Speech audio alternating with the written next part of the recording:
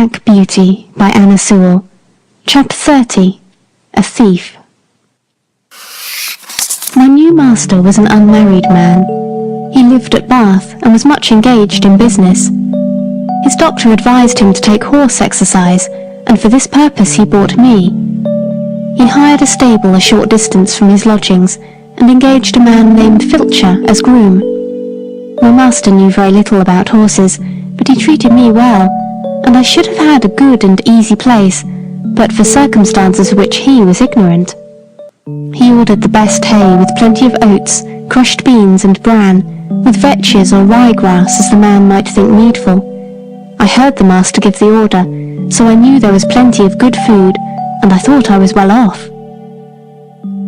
For a few days all went on well. I found that my groom understood his business. He kept the stable clean and airy, and he groomed me thoroughly, and was never otherwise than gentle.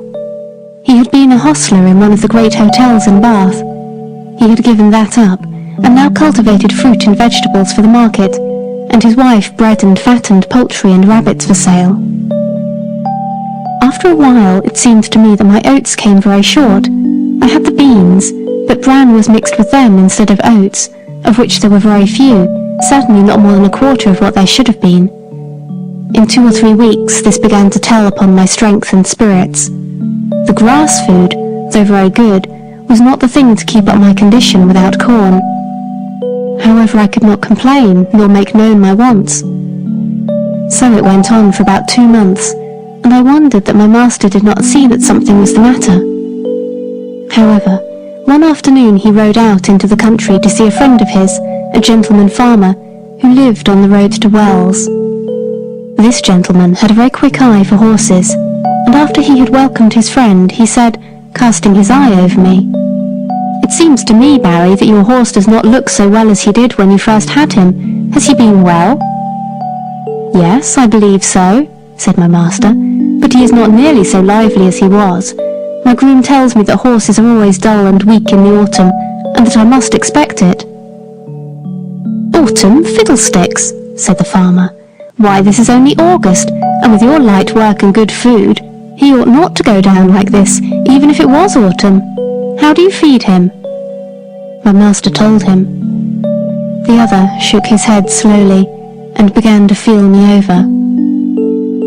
"I can't say who eats your corn, my dear fellow, but I am much mistaken if your horse gets it. Have you ridden very fast?" "No, very gently." "Then just put your hand here," said he, passing his hand over my neck and shoulder. "He is as warm and damp as a horse just come up from grass. I advise you to look into your stable a little more. I hate to be suspicious, and thank heaven I have no cause to be, for I can trust my men, present or absent, but there are mean scoundrels, wicked enough to rob a dumb beast of his food. You must look into it." And turning to his man, who had come to take me, "Give this horse a right good feed of bruised oats, and don't stint him." Dumb beasts. Yes, we are, but if I could have spoken, I could have told my master where his oats went to.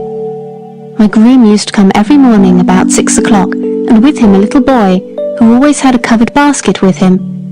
He used to go with his father into the harness room where the corn was kept, and I could see them when the door stood ajar, fill a little bag with oats out of the bin, and then he used to be off.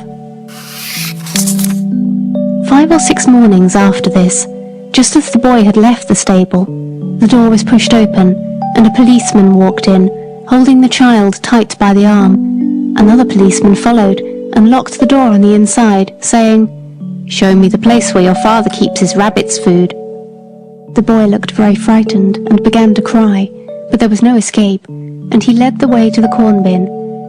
Here the policeman found another empty bag, like that which was found full of oats in the boy's basket.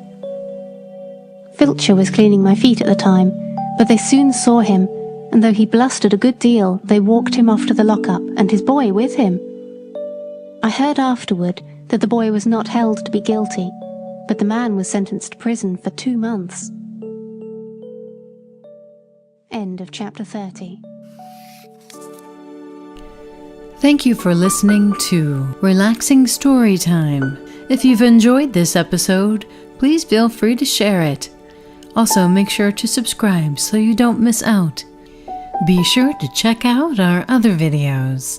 And always remember, it's important to take time to relax, imagine, and dream.